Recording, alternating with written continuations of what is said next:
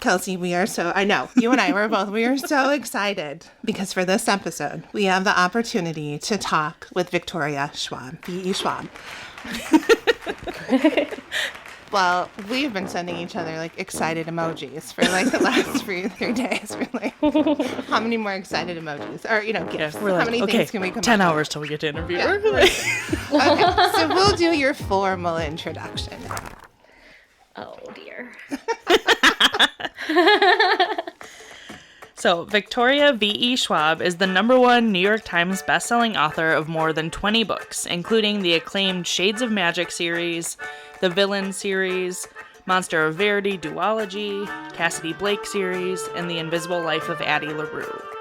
I love this part of your bio, like when you're not haunting Paris streets or trudging up English hillsides, you live in Edinburgh, Scotland, and is usually tucked into the corner of a coffee shop dreaming up monsters.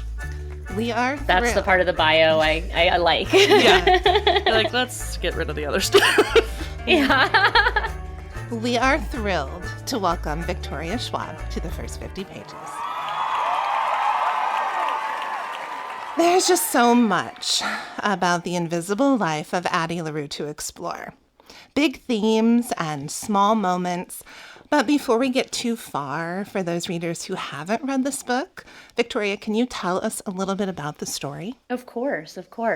So The Invisible Life of Addie LaRue is the story of a young woman living in a small village in 18th century France who realizes that she is going to die in the same place she was born without ever seeing the outside world. And so in a moment of desperation, she makes a deal with the devil to be free, to live forever, because she can't fathom having enough time. Time is going so quickly, and the devil turns her down. He doesn't want to do the deal because he only gets the soul after the deal is done, and if she lives forever, the deal will never be done. And so in this moment of desperation, Addie says to the devil, "You can have my soul when I don't want it anymore." And sensing an opportunity, the devil agrees to let her live forever. And in exchange, he curses her to be forgotten by everyone she meets. And so it's a story of her existence over 300 years, trying to leave her mark on a world that doesn't remember her, and her life over 1 year in New York City when she meets a young man who does. Like feeling like I'm experiencing it all over again. So this book is your 20th published novel, is that correct? Yes, And it took you 10 years to write. Can we talk about, what were the things that you needed to bring this story that you had been sitting with for so long? What were those things that you needed to bring this story to life? Yeah, it's kind of a weird paradox to be like, this novel took so long, but I also wrote 19 other books. And I think it's an illusion that we have that things happen linearly, that you write a book, you finish it, you write the next book, you finish it. And so I actually had the idea for The Invisible Life of Addie LaRue before my very first novel was published. And then this would become published as my 20th novel 10 years later. So 20 books, 10 years, just for people to have a time frame there. And obviously not all of them took 10 years. I'm always definitely struggling with self-doubt and with feelings of inadequacy. And so kind of the first hurdle that I ever have to face when I'm sitting down to write a project is being in my own way. And I had a really interesting experience with Addie LaRue because I was publishing other books. I didn't have a need to publish Addie LaRue. I had other books coming out. I didn't have this massive swath of time to fill. And I had this idea, and I began to piece it together very slowly over time as my other books were coming out. And about 5 years in, I had all the pieces that I need. I had the beginning, the middle, the end. I can't write a book without an ending that I'm in love with. I had most of the shape of the characters. I had kind of my motifs. And yet, I didn't write it. And I would say years 5 to 8 on that journey, it wasn't because I didn't love the story. It's because I loved the story. And I was increasingly aware of the fact that I would only get to tell it once. And I didn't want to do it wrong. So I kind of became paralyzed with fear of not being able to tell the story as it was in my head. And we can talk about the difference between a story as it exists in your head and on paper, because there is a really big difference there. I didn't want to lose what was in my head. I didn't want to make it flawed by putting it down on paper. And it wasn't until I turned 30, which is kind of an important age in the book, this idea of the cusp of artificial adulthood, when you're told you suddenly should know everything that you're supposed to know. I turned 30 and I realized, oh, I'm going to die without writing this book. I've written all these other books, but I will die without writing this one, because in the pursuit of perfection, I will end up with nothing.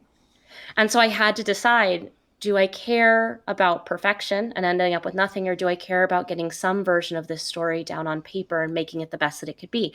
And so a large part of the reason it took 10 years was I simply had to come to terms with my inability and my ability to tell the story that I wanted to tell. There's so much really about the book. And you've given us so many ideas to explore in the story. And of course, I don't do spoilers, so I don't, want to go too far. But some of my favorite ideas include the way that you approach the concept of a Faustian bargain from a woman's perspective.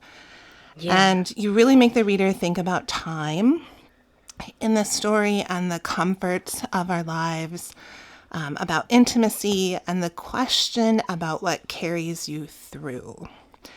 And I also really liked the way that you wrote about Addie and Henry's sexuality, the way that you incorporate what you have called a casual queerness to the story. Yeah. So I'm curious, what were the ideas, all of my favorites being said there? Not all of them, the top of my list. She had to distill it down. I had to distill it down. But what were the ideas that you had the most fun exploring while writing this book? That's such a great question. I mean, one of them is definitely the concept of this Faustian bargain. I've always wanted to write one, and I would read all of these Faustian bargains. They come up in immortality tales in general, Interview with a Vampire, and you look at these men who live forever, and they essentially get bored because they see everything there is to see, they do everything there is to do, go everywhere there is to go, screw everyone there is to screw, and then they exist in this like existential ennui. And I just thought, the absolute luxury of moving through the world unencumbered, like with kind of the agency and the power, is a narrative that you cannot mold against a woman's body. Because even if you live forever, you're still living in a world that perceives you in a very specific way with limitations. And so I was really curious, even without the curse side of it, how Addie was going to move through the world. And I specifically wanted her to present extremely feminine. I didn't want her to be able to simply don men's apparel and pass as a man for these centuries. In fact, she can't get away with it. She can only get away with it at night and from a distance. It doesn't work up close, because I was really intrigued by the different ways in which women already had their agency stripped away before you add a curse to it. So the Faustian element as crafted onto a female form was something that really interested me. Another thing that I was deeply excited by is the relationship between art and memory. Because I was thinking so much about how do we leave a mark on the world? Well, obviously, as a writer, it's something that we think about a lot from a perspective of storytelling and what we leave behind. But I was also I think I'm fascinated by this idea. It's one of the quotes from the book, ideas are wilder than memories. But what constitutes inspiration? What constitutes an idea? And so even though, and I don't feel like this is a spoiler, this is just kind of one of the big motifs of the book, is even though Addie can't be herself remembered, she can be interpreted by artists and therefore inspire others. I mean, it's a muse narrative in that way. And I was really interested in what constitutes interpretation. The limitations of photography and film versus abstract and painting. And so one of the things that was so exciting for me from her perspective was to figure out how to leave a mark through art and have that be a kind of inheritance. And it's an inheritance that I think is also incredibly feminine because it doesn't rely on ego. She's not the artist, she's the inspiration. So Addie herself never gets to take credit for anything. And that's something that the devil assumes will work to her disadvantage. He assumes that she will want glory because most of the people that the devil does deals with want glory, want to be remembered. He's convinced that that is all humans want. And so one of the ways Addie's able to undermine her entire relationship with the devil over the course of the book is undermining the idea that we only exist for the sake of glory and not for the sake of existing itself. Yeah. I know. I was like, I'm just listening. I will say the third element that was really important, and the casual queerness is obviously huge for me, and I feel like could have its own category to talk about, just the sense that I didn't come out when I was in my teens. I don't really need a coming out narrative. What I need as a queer adult is a queer existence narrative, is a taking up space narrative, is a queer normalcy. And so it's really important to me in my stories that there's a sense of queer normalcy and queer space being held. But I think the third thing that was really important to me was Henry's character, because I really also wanted to explore mental health. And I specifically, Henry is designed as me. He's essentially my proxy in the narrative. I gave him a lot of my struggles and a lot of my philosophies about mental kind of anxiety attacks and depression as storms, as moving through things. And why I wanted to do that is because Addie LaRue is a relentless optimist. She's somebody who can find one small thing to hold on to get her through until tomorrow. She operates on the belief that tomorrow she will see something else that will make the world be worth living for another day and another day and another day. And Henry struggles in a very different way and doesn't necessarily have the same degree of inherent optimism. And so I really wanted to explore this idea of who finds us in our weakest moments and what does that weakness look like and what is the strength that we learn to hold on to get through. And sometimes I think when you're as a reader, for me, when you're reading a book, if the author does it well, you have, this feeling that carries you through the story, and until someone puts like a name on it or words to it, you can't quite put your finger on it, but you just know the feeling. And you mentioned with Addie the phrase that when I heard you say this in a different interview, I was like, yes, that's it. It was this stubborn hope and defiant joy. And I think that's one of the things that just really drew me to Addie's character. But you do fall in love with Henry throughout this story because of his struggles. Yeah, I mean, he's the only human character in the book. I mean, if you're looking at it, there are obviously minor characters, but if you're looking at it as a triangle, and you have Luke at one point and Addie at one point and Henry at one point, Henry is the only human.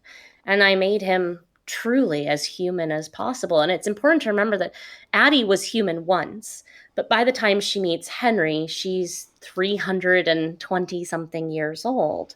And so he's going through a lot of the psychological struggles that she went through, but she went through them 300 years ago. And so I wanted to really make his feel present. His are immediate and urgent and very much in the now. But I will tell you, I have so much pride over the phrase stubborn hope and defiant joy, because as a writer, we write a first draft and then we write many drafts usually after that.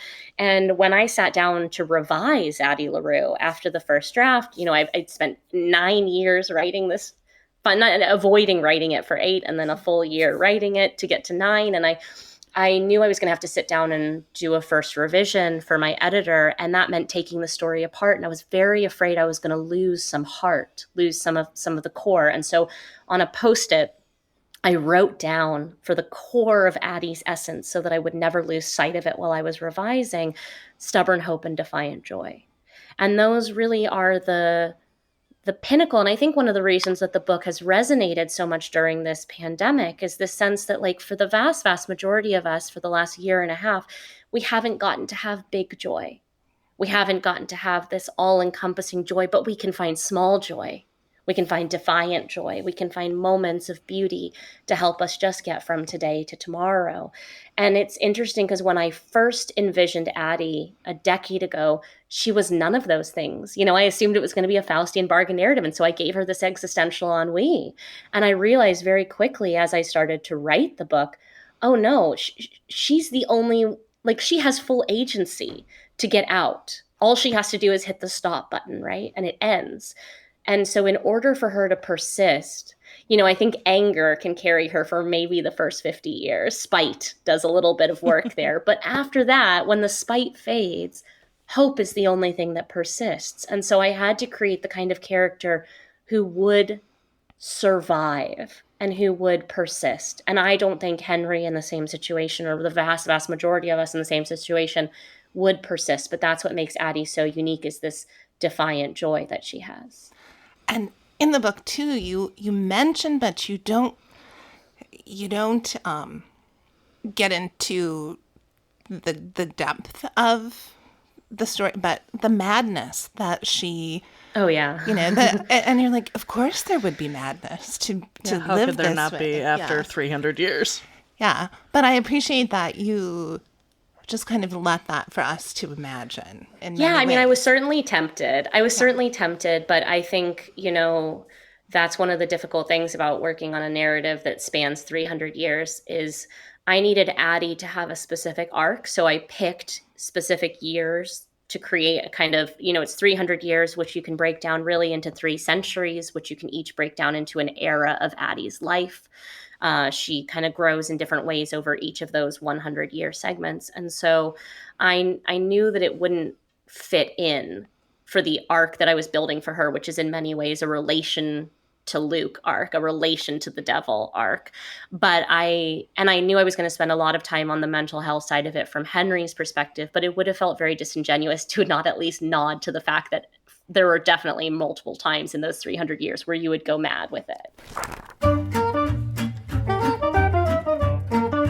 I very rarely go back to a book once I have finished it. There are only a handful of books that I have reread, but I recently started listening to the audiobook version of The Invisible Life of Addie LaRue, and I would just like to say I am in love with Julia Whalen's storytelling. She adds such depth that I didn't know could be there.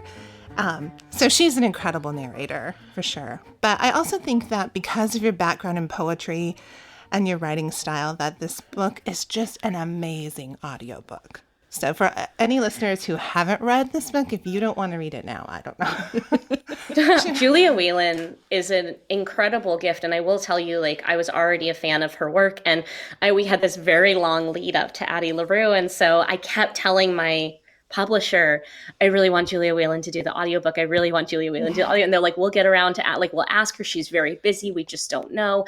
And the day, I didn't even put forward another name. I was like, just please, if I can have one ask here, I will be just like an angel in every other category. Please ask her.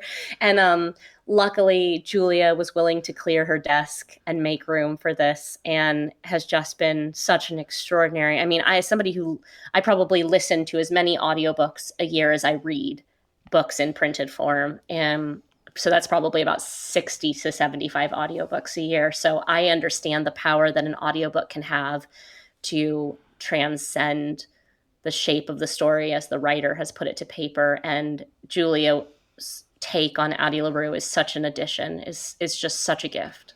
So you've referred to yourself as an ornery reader. What does that mean to you?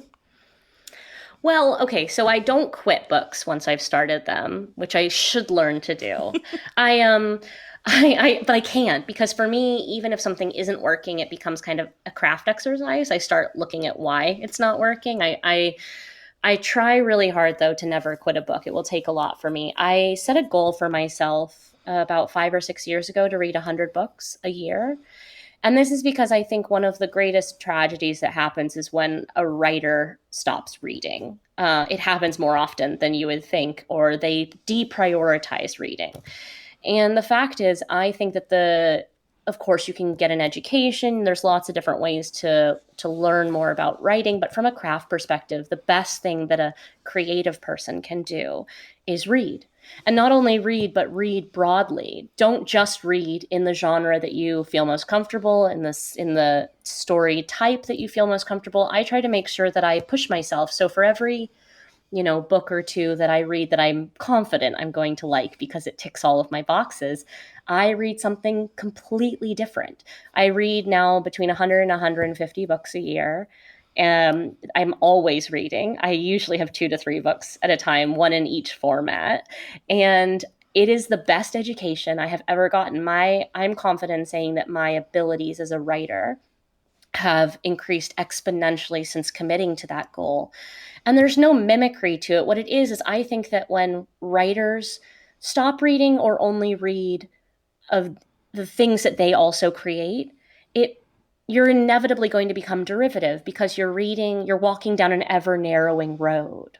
But when you cross pollinate creatively, when you read things from vastly different places, you never know what's going to inspire you. You never know what is going to pluck at a string in your head. And so I obviously think reading is an incredible form of escapism, but for anyone who's listening who's also a writer, I think reading is the best education you can invest in for your own work.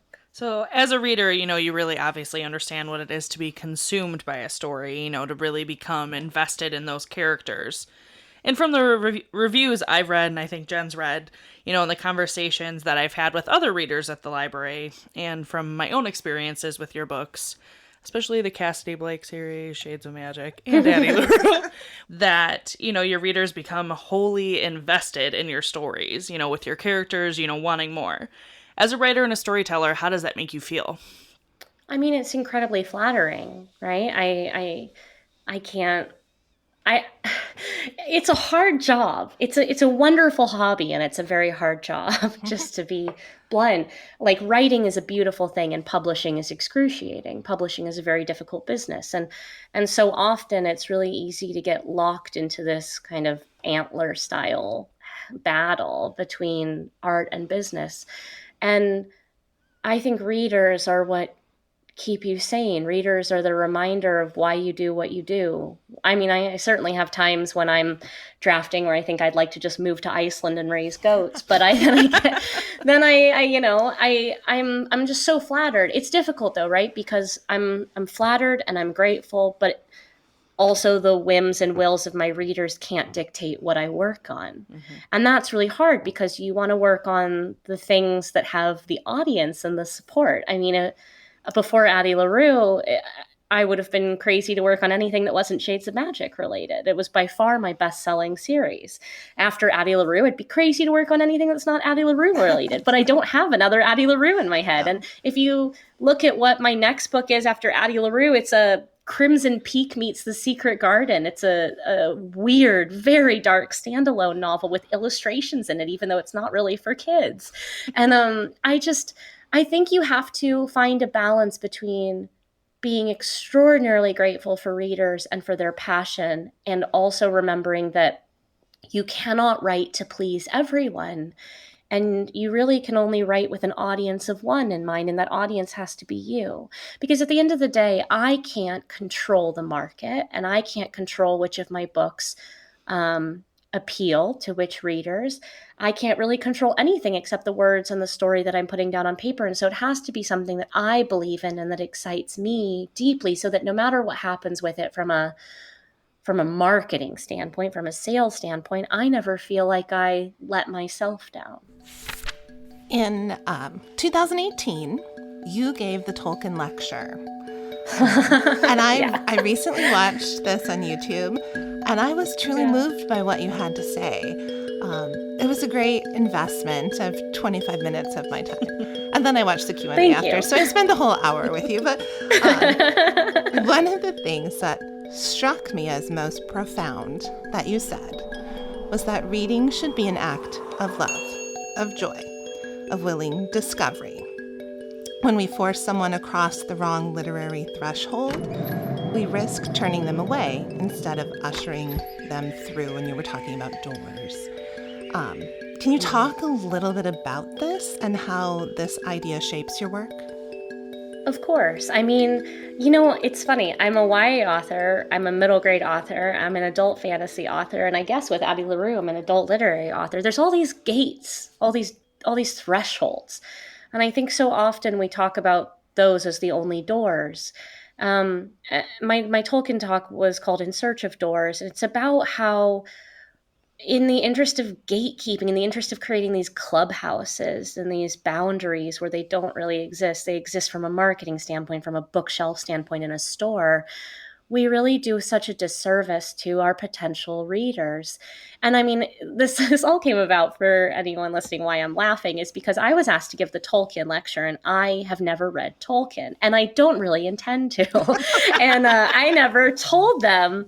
I did not tell them. I did not clear my lecture with them going in. And so I'm asked to give this very prestigious Tolkien lecture, and I stand up, and the entire front row is just teachers, just professors, like very white hair, like just like 60-year-old white men. Mm-hmm. And I start my lecture by saying, I have never read Tolkien. And the whole point with though is that I had been on a panel a couple years earlier. I was already a best-selling author. I was already well-known. And yet I'm on this panel of a conference of which I'm the guest of honor. I say this because of what I will say next, which is that I was on a panel and I admitted that I hadn't read Tolkien. And one of the other panelists turned to me and basically treated me as if I had no place calling myself a fantasy author. Why would I call myself a fantasy author if I hadn't read Tolkien?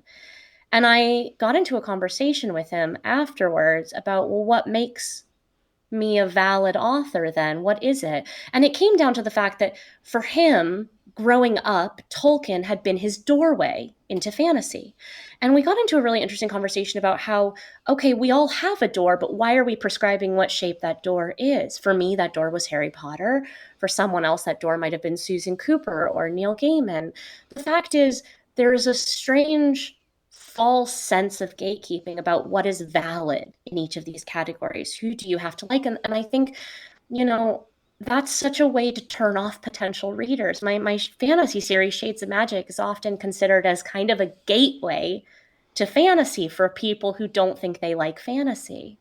And it's because I believe in accessibility when it comes to storytelling. And some people seem to believe that accessibility is a negative word when it comes to a category, that by being accessible, something is less than its purest form. And I just don't subscribe to that at all. I think what we have to always be doing is making sure that we foster a love of reading, not a love of reading specific things, not a love of dictating what is valid to be reading, but a love of reading, because you can usher them through the door. And then once they're in the room, you can say, have you read this? Have you read that? Like, you can encourage that level of exploration. But we do such a disservice when we prescribe what that door needs to be in the first place. I would literally like to give you a standing ovation for that. I wish that I could take a photograph of the faces of the front row of that lecture because it was stony. But I thank you. Just take a picture and put it up on your wall and be like, see? I know. There were not librarians in that audience. The librarians would have been giving you a standing ovation. Whatever gets people to read, whatever they want to read. I will admit, well, Harry I Potter see it in was my own gateway things. Too. Well, that's the thing. I'm 34, so I was 11 when Harry Potter came. I mean, it was primed. It was an entire generation's gateway, and I think that's wonderful. But I mean, I see it in my own books. I nothing makes me happier than I was at Texas Book Festival a couple of years ago, and maybe a 10-year-old boy, 11-year-old boy came up to me, and he was like, "You're my favorite author," and he held out the book for me to sign, and I assumed it was going to be Cassidy Blake. I assumed it was going to be City of Ghosts. And it was Vicious, which is this dark supervillain story series that I have that I would never assume would find its way into this kid's hands. And his father was there with him, and he said, honestly, I'm just so glad that he fell in love with reading with it. And that's the thing, right? Who cares what the door is? Care about what happens beyond the door if you have to, but don't stop somebody from getting through the door in the first place.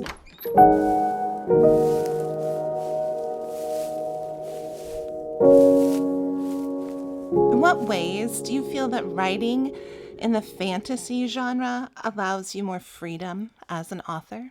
Ooh, that's so interesting, because I think, there's two ways to approach that question, right? Is that I get on my like pedantic horse about like the difference between sci-fi and fantasy, and how like too many people assume that like sci-fi is the one with rules and fantasy it's anything you want, whereas fantasy has a huge number of rules as well. They're just folded into the world in a slightly more organic way. I love writing fantasy because it allows you to redefine the norms. So I always say it's really fascinating to me when you read a fantasy novel.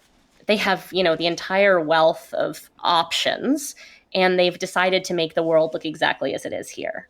The same power dynamics, the same hierarchies, the same everything. And what that tells me is usually that writer already sees themselves at the center of a narrative, their default state. And so I think it's much more interesting for fantasy to allow us the opportunity to redefine what those norms are. There will always be power dynamics. There will always be hierarchies, but we get to choose what that looks like. So I just think it's an incredible opportunity to take people who are so often put on the fringes of a narrative and recenter them, to take identities that are so often not given the space, to be the chosen one, and to really start breaking down those systems. I think fantasy is an incredibly subversive potential genre. And so I like it. I also like that I think we have this idea that fantasy and reality are completely disconnected things, when that's not at all the case. They're a Venn diagram, right? Fantasy and reality intersect and overlap.